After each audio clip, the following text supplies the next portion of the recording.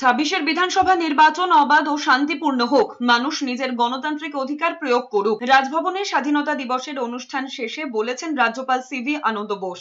রাজভবনে সাংস্কৃতিক অনুষ্ঠানের মধ্যে দিয়ে স্বাধীনতা দিবস উদযাপিত হয়। এরপর সাংবাদিকদের মুখোমুখি হয়ে রাজ্যপাল বলেছেন, বিশ্বের বহু দেশ বিশ্বগুরু এই দেশের দিকে তাকিয়ে রয়েছে। দেশ উন্নত হয়েছে, আমূল বদলেছে। এই বদল আজকের দিনে গর্বের। রাজ্যপাল সবাইকে স্বাধীনতা দিবসের শুভেচ্ছা জানিয়ে দেশকে আরো এগিয়ে নিয়ে যাওয়ার আবেদন করেছেন। তার কথায়, দেশের উন্নয়ন কেবল সরকারের নয়, প্রতিটি নাগরিকের সম্মিলিত প্রচেষ্টার ফল। রাজভবনের পাশাপাশি ব্যারাকপুরের গান্ধী ঘাটেও স্বাধীনতা দিবসের অনুষ্ঠানে যোগ দিয়েছিলেন রাজ্যপাল। Hold the election in a free and fair manner.